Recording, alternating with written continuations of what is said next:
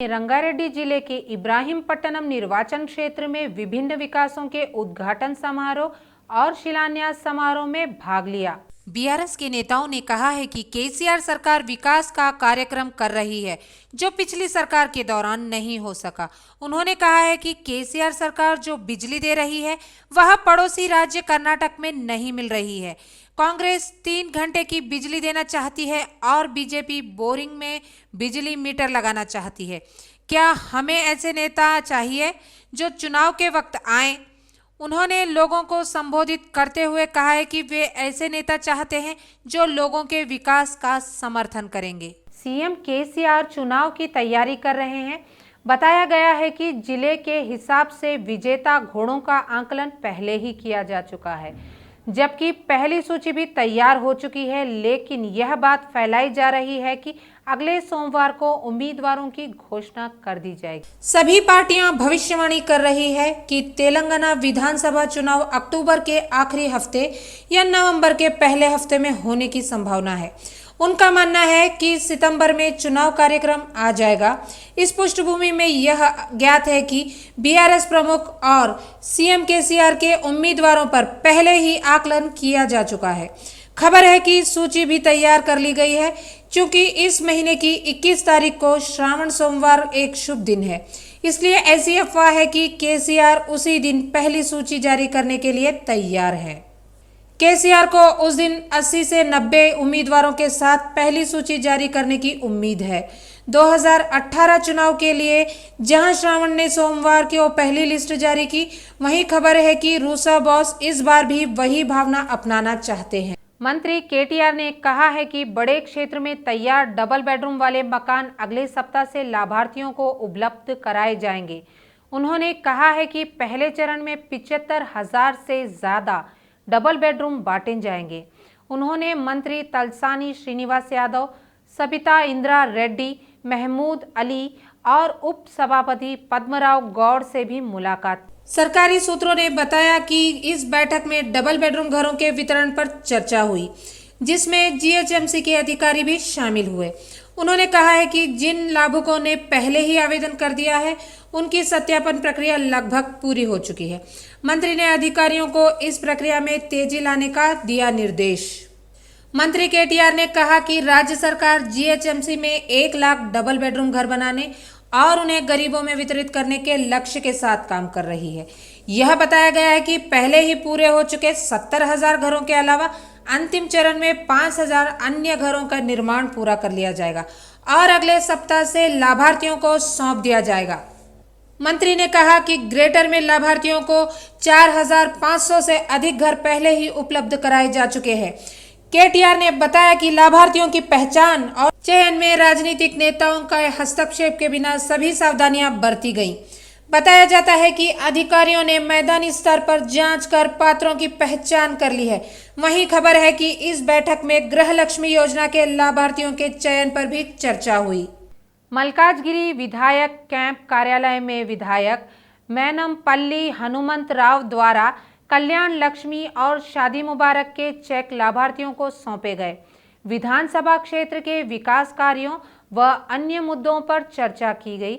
उन्होंने कहा है कि विधानसभा क्षेत्र में हर तरह से विकास किया जा रहा है। इस कार्यक्रम में बीआरएस नेताओं, कार्यकर्ताओं और लाभार्थियों ने बड़ी संख्या में भाग लिया। तेलंगाना राज्य के आगमन से पहले गरीब लोग अपनी बेटियों की शादी के लिए ऋण लेते थे और ऋण की सीमाओं के कारण उन्हें कई कठिनाइयों का सामना करना पड़ता था। उन्होंने कहा है कि राज्य के मुख्यमंत्री केसीआर गरीबों के घर के हितैषी बन गए हैं और अमेरिका जैसे दुनिया के महान देशों के विपरीत तेलंगाना राज्य में कल्याण लक्ष्मी और शादी मुबारक योजना के माध्यम से लड़कियों और लड़कों की शादी के लिए उपहार प्रदान कर रहे हैं। चीन और रूस, लेकिन भारत के किसी अन्य राज्य में नहीं। उन्होंने कहा है कि केसीआर महिलाओं के कल्याण, गरीबों, बुजुर्गों और विधवाओं के लिए सहायता पेंशन के लिए कई योजनाएं लागू कर रहे हैं। विधायक गुडेम महिपाल रेड्डी ने संगारेड्डी जिले के पटनचेरू निर्वाचन क्षेत्र के गुम्माडी डाला मंडल के अंतर्गत अन्नाराम, अनंतराम, डोमा, गुडू और गुम्मडाला का दौरा किया। स्थानीय जनप्रतिनिधियों के साथ मिलकर बनने वाले 5 सरकारी प्राथमिक चिकित्सा स्वास्थ्य उपकेंद्र भवनों के निर्माण कार्य का शिलान्यास किया है। महिपाल रेड्डी ने कहा है कि अलग तेलंगाना के गठन के बाद चिकित्सा क्षेत्र में क्रांति बदलाव हुए हैं। उन्होंने कहा है कि प्रत्येक मंडल केंद्र में पीएचसी के साथ साथ ग्रामीण क्षेत्रों में भी बड़े पैमाने पर स्वास्थ्य उपकेंद्र स्थापित किए जा रहे हैं। उन्होंने कहा है कि सरकार ने ये व्यवस्था इसलिए की है कि गरीब लोगों बीमार पड़ने पर निजी अस्पतालों का सहारा न ले और लाखों रुपए न गंवाएं। उन्होंने कहा है कि प्रत्येक उपकेंद्र में जनता के लिए एक डॉक्टर और एक मेडिकल स्टाफ उपलब्ध रहेगा। उन्होंने कहा है कि पटनजेरू सरकारी क्षेत्र अस्पताल में टी डायग्नोस्टिक सेंटर स्थापित किया गया और 55 प्रकार के परीक्षण मुफ्त में किए जाएंगे। शब्बीर अली इस बात से नाराज थे कि मंत्री केटीआर के मुंह जैसे बातें कर रहे हैं। उन्होंने कहा है कि शब्बीर अली ने कामारेड्डी से अजीब भाषा में बात की। आपके पिता ने केसीआर से पूछने का सुझाव दिया कि क्या हुआ। हमारे ब्यूरो चीफ श्रीनिवास का आमना सामना शब्बीर अली से जो कहते हैं कि कांग्रेस ने केसीआर को राजनीतिक रिश्वत दी। एमएलसी कलवा कुंतला की कविता पर टीपीसीसी उपाध्यक्ष चमाला किरण कुमार रेड्डी भड़क गए। किरण कुमार रेड्डी ने कहा है कि मणिपुर में एक महिला के साथ हुई घटना का जिक्र किए बगैर राहुल गांधी पर व्यंग्यात्मक बातें करना कि कविता शराब के नशे में अपनी आंखें नहीं देख पा रही थी हास्यास्पद है। प्रधानमंत्री नरेंद्र मोदी और गृह मंत्री अमित शाह ने खुद तेलंगाना विधानसभा चुनाव पर निशाना साधा है। प्रत्याशियों का चयन और चुनावी रणनीति पर कवायद शुरू हो गई है। खबर है कि केंद्रीय नेतृत्व में चुनाव में और सक्रिय भूमिका निभाने का फैसला किया है। बीजेपी केंद्रीय चुनाव समिति की बैठक हुई। इस बैठक में मोदी और अमित शाह के साथ रक्षा मंत्री राजनाथ सिंह, बीजेपी के राष्ट्रीय अध्यक्ष जेपी नड्डा, मध्य प्रदेश के मुख्यमंत्री शिवराज सिंह चौहान, छत्तीसगढ़ के पूर्व मुख्यमंत्री रमन सिंह और अन्य नेता शामिल हुए। तेलंगाना के साथ साथ मध्य प्रदेश, छत्तीसगढ़, राजस्थान और मिजोरम के राज्यों में भी बीजेपी की तैयारियों की समीक्षा की गई, जहां नवंबर-दिसंबर में चुनाव होने हैं। आमतौर पर चुनाव की तारीखों की घोषणा के बाद पार्टी सीईसी की बैठक होती है, लेकिन इस बार यह उल्लेखनीय है कि सीईसी की बैठक चुनाव की आखिरी तारीखों की घोषणा से पहले ही हो रही है। ऐसा लगता है कि बीजेपी के केंद्रीय नेतृत्व ने इन राज्यों की चुनाव प्रक्रिया में और अधिक पहल करने का फैसला किया है। मजबूत उम्मीदवारों के चयन के कड़े मुकाबले वाले पद पर अपनाई जाने वाली रणनीतियों पर चर्चा हुई। तारनाका छयालानी में हाई टेंशन बिजली पोल शिफ्टिंग को लेकर स्थानीय लोगों ने नगर उप महापौरों मोथे श्रीललिता शोभन रेड्डी को शिकायत सौंपी। स्थानीय लोगों ने कहा है कि निवासी लगातार डर में रहते हैं क्योंकि ये खतरनाक बिजली लाइनें तारनाका में कई आवासीय इमारतों से होकर गुजरती हैं और इमारतों के करीब हैं।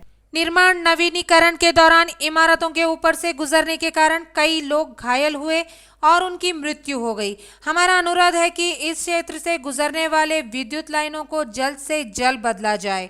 इस मुद्दे पर डिप्टी मेयर मोटे श्रीललिता शोभन रेड्डी ने प्रतिक्रिया दी। उन्होंने कहा है कि बिजली अधिकारियों को बुलाकर सर्वे कराया गया।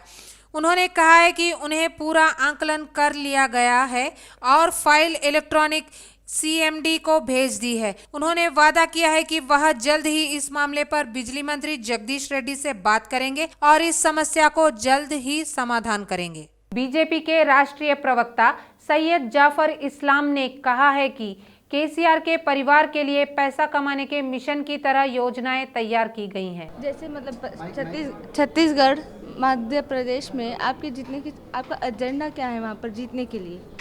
देखिए, हमारा एजेंडा बिल्कुल साफ होता है, चाहे कोई भी प्रदेश हो। जिस प्रदेश में भी हम जाते हैं वहाँ प्रदेश की भलाई के लिए काम करते हैं, वहाँ लॉ एंड ऑर्डर अच्छा रखते हैं, वहाँ करप्शन फ्री गवर्नेंस मॉडल होता है, वहाँ की जनता की चिंता करते हैं, उनके हितों में काम करते हैं। बिजली, पानी, सड़क ऐसी सुविधाएं पहुंचाते हैं। जिसके पास घर नहीं है उनको घर देते हैं, जिनके पास पानी नहीं, जिसके पास गैस कनेक्शन नहीं है उसको गैस कनेक्शन देते हैं।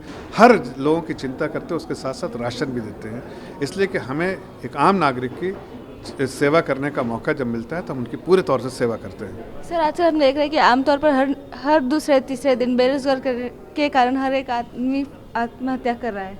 नहीं देखिए, जो बेरोज़गारी का है वो तो प्री कोविड लेवल पे ही है।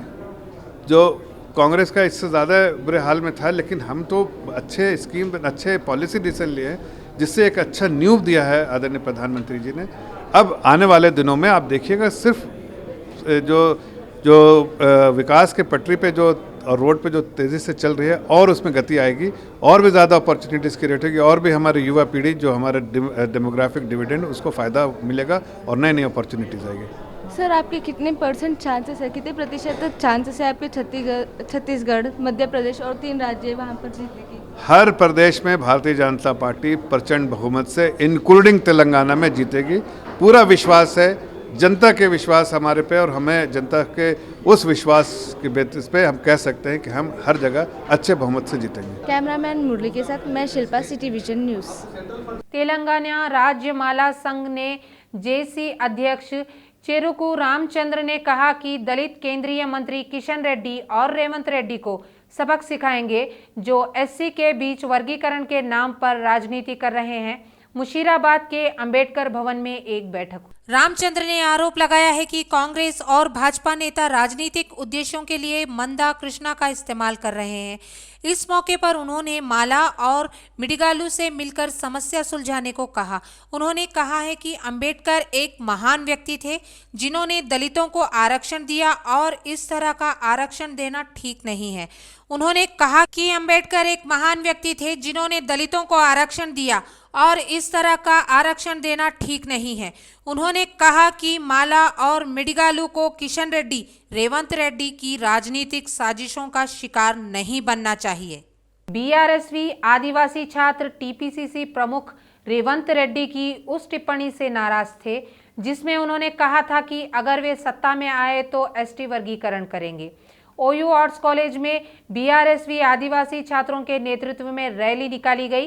इसके बाद रेवंत रेड्डी दृष्टि के पुतले का अंतिम संस्कार किया गया। बीआरएसवी नेता श्रीनु नाइक रेवंत रेड्डी द्वारा की गई टिप्पणियों को वापस लेना चाहते हैं, अन्यथा आदिवासी टोली बनाकर नहीं घूमने की चेतावनी दी। गांधी भवन का घेराव किया जाएगा। जीएचएमसी के अधिकारियों ने कहा है कि हैदराबाद के कुछ हिस्सों में पीने के पानी की सप्लाई बंद कर दी जाएगी। पाइपलाइनों की मरम्मत के कारण शनिवार व रविवार को शहर में कई जगहों पर पेयजल आपूर्ति बाधित रहेगी। शनिवार की सुबह से रविवार की दोपहर तक व्यवधान रहेगा। HMWSSB मंजीरा जल आपूर्ति चरण 2 में मरम्मत का कार्य करेगा। कलाबगुरु से पटनचेरू और हैदरनगर तक 1500 मिमी व्यास MS पाइपलाइन के रखरखाव के कारण 19 अगस्त को सुबह 6 बजे से 20 अगस्त को दोपहर 12 बजे तक 30 घंटे तक पानी की आपूर्ति नहीं होगी। एर्रागड्डा, SR नगर, अमीरपेट, KPBH कॉलोनी, कुकटपल्ली, मूसापेट, जगतगिरीगुट्टा, आरसीपुरम, अशोक नगर, मियापुर, लिंगमपल्ली, चंदानगर, दीप्ति श्रीनगर, मदिनीगुड़ा, बिरमगुड़ा, अमीनापुर क्षेत्रों में पानी की आपूर्ति बाधित होगी। मौसम विभाग ने कहा है कि सौर विकिरण अधिक होने के कारण राज्य में दिन का तापमान अधिक है। विशेषज्ञों का दावा है कि बच्चों और विटामिन डी की कमी वाले लोगों को सूर्य की किरणों की थोड़ी अधिकता के कारण असुविधा का अनुभव हो सकता है। आमतौर पर इस तरह का मौसम गर्मियों में ही होता है। अगस्त में तो ऐसा मौसम लगभग नहीं ही होता है। मौसम विभाग के अधिकारियों ने कहा है कि इस साल अगस्त में बारिश की कमी के कारण यूवी किरणों का प्रभाव अधिक है। इस समय आमतौर पर बादल बनते हैं और सूर्य की किरणों को रोकते हैं, लेकिन मौसम में बदलाव के कारण बादल कम बन रहे हैं और सूर्य की किरणें सीधे पृथ्वी पर पड़ रही हैं। इसलिए सूर्य की तीव्रता अधिक है। जो तापमान 32 से 36 डिग्री के बीच दर्ज किया जाना चाहिए था, वह अब 40 डिग्री तक पहुंच गया है। औसत तापमान में 3 से 4 डिग्री की बढ़ोतरी हुई है। मौसम विभाग का अनुमान है कि शुक्रवार से प्रदेश में भारी बारिश की संभावना है। बंगाल की खाड़ी की ऊंचाई समुद्र तल से 4.5 से 7.6 मिमी के बीच है। मौसम विभाग ने खुलासा किया है कि वर्तमान सतह परिसंचरण ट्रफ 18 तारीख तक उत्तरी बंगाल की खाड़ी के ऊपर निम्न दबाव में बदलने की संभावना है। इस प्रभाव से 18 और 19 तारीख को मध्यम से मध्यम गरज और चमक के साथ कुछ स्थानों पर मध्यम बारिश होने की संभावना है। हैदराबाद के मौसम विज्ञान केंद्र ने जानकारी दी है कि 20 तारीख को कुमराम भीम, आसिफाबाद, मंचरियाला, पेद्दापल्ली, जयशंकर भूपल्ली, मलुगु, भद्राद्री कोत्तागुड़म, महबूब नगर, वरंगल और हनमकोंडा जिले में भारी बारिश होने की संभावना है।